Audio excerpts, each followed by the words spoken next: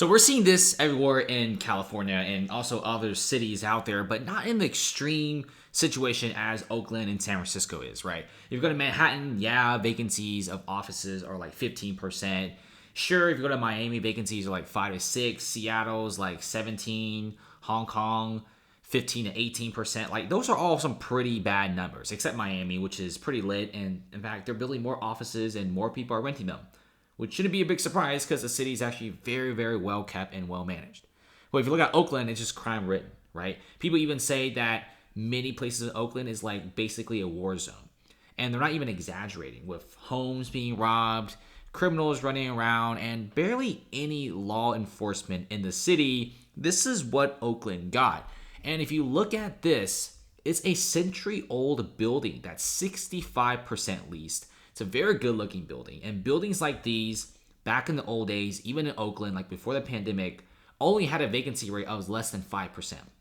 Because there's so many tech companies in San Francisco, and San Francisco rents are so high. People had a lot of their tech companies being hosted in Oakland's downtown. And of course, there's also the San Francisco-Oakland Bridge, which makes crossing between the two cities very, very accessible and very, very fast. So Oakland became like a tiny tech hub as well, with even the Pfizer HQ being in that location.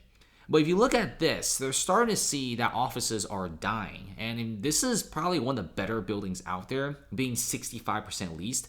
But I'm sure the landlords know that it's not going to be 65% leased out forever. In fact, that lease percentage is going to continue to go down every single year. Even San Francisco, where tech companies are supposed to be headquartered, their vacancy rates are pretty terrible at about 33-34%. But in my opinion, it's hitting 40 to 50% because there's still many units that are leased out, but there's no employees in them because companies have already moved their workers out or moved them online, and they're just waiting for the lease to expire so they don't have to renew it again. If you look at this, right, Oakland downtown vacancies are 36%. That is not something to laugh at. Okay, we do see many of these tenants all leaving. They're completely done. And these massive buildings and skyscrapers, some of these have very cool architectural looks, are now being completely vacant. When vacancies are 36%, you know that next quarter it's going to be 40%. Now, this report came out a few months ago. It was in the summertime. But now, in my opinion, I think Oakland's vacancies are more 40 to 41%, which is really detrimental to the commercial real estate space in the city. We all talk about how Seattle's real estate is so busted up and how it's so doo-doo and so bad. But Seattle isn't even that bad, considering that their vacancy rates are only about 15-17% in the office department, which isn't great at all. But hey, compared to Oakland's almost 40%, I say it's a massive win. So Oakland's not really doing so great. San Francisco is not doing so great either. And we're seeing many of these buildings, they don't know what to do. They're offices, but they don't know if they want to spend millions of dollars converting their office to a hotel or converting their office to an apartment. Because if you do a hotel, vacations, tourism, and also foreign investors coming to the city is at an all-time low. So do you want to convert this to a hotel? You're committing a lot of money here. Now, what about apartments? You could also do apartments, but Oakland rents have fallen the fastest out of any other city in the US. It's not just because the city built more housing, right? It's also that so many people have left the city to the point that combine it with new units finishing up, it just doesn't add well, right? You got people leaving, which is a thing. A lot of people are leaving Oakland. And then construction companies are finishing up their projects. Of course, rent falls 7.2%. So a lot of these Oakland guys, they're in this weird state, right?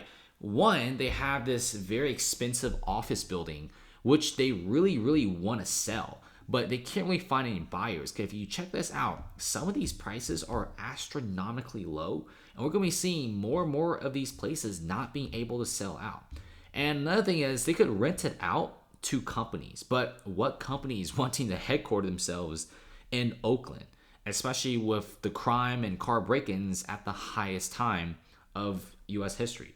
If you look at the car break-ins, it's the number one city of car break-ins in the whole country. So why would people move here when there's so many better places like Las Vegas? It's pretty good. There's a lot of tech companies, and its close proximity to California makes it very appealing. Go to Miami in the south which is very appealing for a lot of tech companies. Used to be more hospitality. Now Miami is actually very big on tech and finance, which is a really cool thing to see. And so you kind of get the idea, right? A lot of landlords, they can't go the hotel route. It's very risky because tourism and foreign visitors, it's declining super fast. Whereas other tourism locations in the US are rebounding, even San Diego, even LA, but not the Bay Area. They're like down 2/3. It's actually insane. Now they could do office to apartment, like I said before. You're not going to be making that much for rent, and chances are you probably can't lease every single unit though out. So the last thing is just foreclosure, right? But a lot of these guys are just hoping that the storm is over. But here's the thing: with the laws in the Bay Area being like this, and with already a loss of 150,000 office workers from San Francisco, I don't think Oakland is going to be doing so well. So if you also look around, you see a lot of crime, right? Even car rental agencies in Oakland is warning tourists about car break-ins. This is not exactly the best place to live when you got to warn your residents and also car agent companies and tourists to be careful, because your car probably has a 90% chance of being broken in. You park next to the street, and probably a 99% chance of being broken in, especially if you have luggage in your car. I mean, we've seen some of the craziest videos of car break-ins. Literally tourists just parking their car for 10 minutes to check out the beach in San Francisco. In 10 minutes, well, everything gets robbed and windows get broken in. It's insane.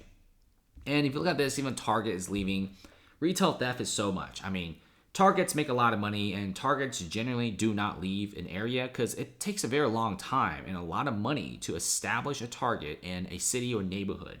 And they don't want to leave unless they're losing massive amounts of money, even if it's like a recession, or even if there's like maybe like a pandemic going on. They're willing to stay, right? They're willing to stay because they know the next few years business will be back. But Target is like, there's just so much theft, and they've pretty much seen no change from the city, and the city doesn't even really acknowledge the situation.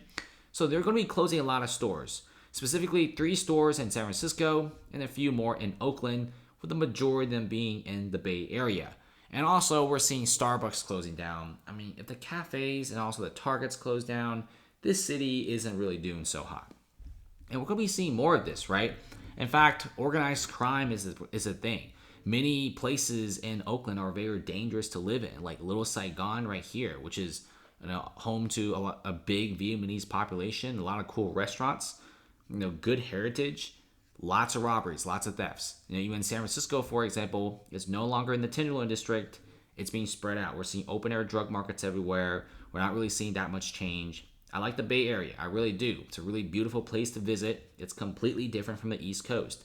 But they're going to be needing some pretty big drastic changes to get things back on track.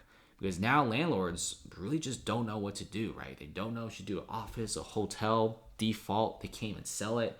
It's just not a great situation to be, and I can't imagine being any sort of landlord in Oakland right now.